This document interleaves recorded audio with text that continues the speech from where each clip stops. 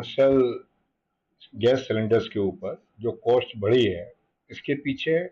Government of India का बहुत बड़ी एक मजबूरी है, जिसके कि मिडिल ईस्ट के अंदर जो इस समय लड़ाई चल रही है,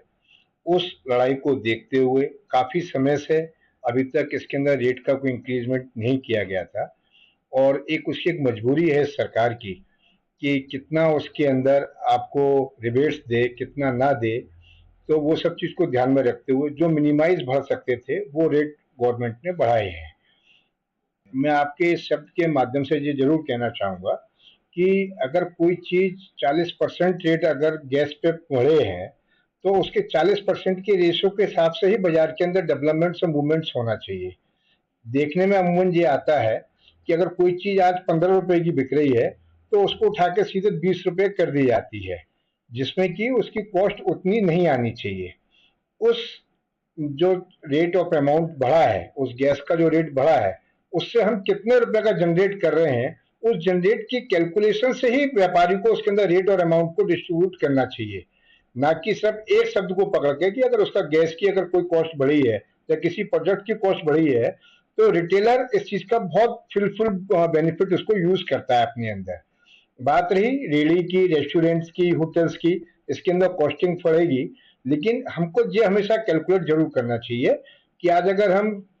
इस रेट के कैलकुलेशन से अगर हम ये कहते हैं कि जो पहले 2100 रुपए का गैस सिलेंडर था, आज 3000 रुपए का गैस सिलेंडर हो गया है, तो उसकी कॉस्ट से 3000 रुपए से हम कितने रुपए का बिजनेस डेवलप कर रहे हैं, उस रेशो से उसकी कॉस्ट मार्केट में बढ़नी चाहिए, जो कि लोग इसका मिस यूज करते हुए बहुत ज्यादा रेट उसके अंदर बढ़ा के कस्टमर के संग नाइंसाफी वाला सेंटेंस यूज करते हैं।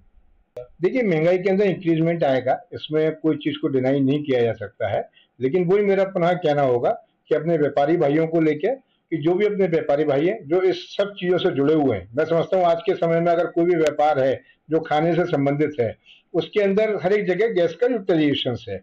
उस गैस के यूटिलाइजेशन को लेकर वही मैंने भी आपको बताया कि जो उसका एक्चुअल कॉस्ट बढ़ती है किसी प्रोजेक्ट के ऊपर, उसको वही रेट बढ़ाने चाहिए, जिससे कि कस्टमर के ऊपर, रिटेलर के ऊपर, एक जो कंज्यूमर है जिसको वो आइटम यूज करना है, उसके ऊपर ज्यादा बर्डन ना पड़े। वो अपनी ऑनेस्टी को यूज करते हुए जितने कॉस्ट के ऊपर उसका अफेक्ट आ रहा है, उतनी कॉस्ट को डेवलप करके कस्टमर को, कंज्यूमर को वो प्रोवाइड करे। ऐसा मेरा सोचना और कहना रहेगा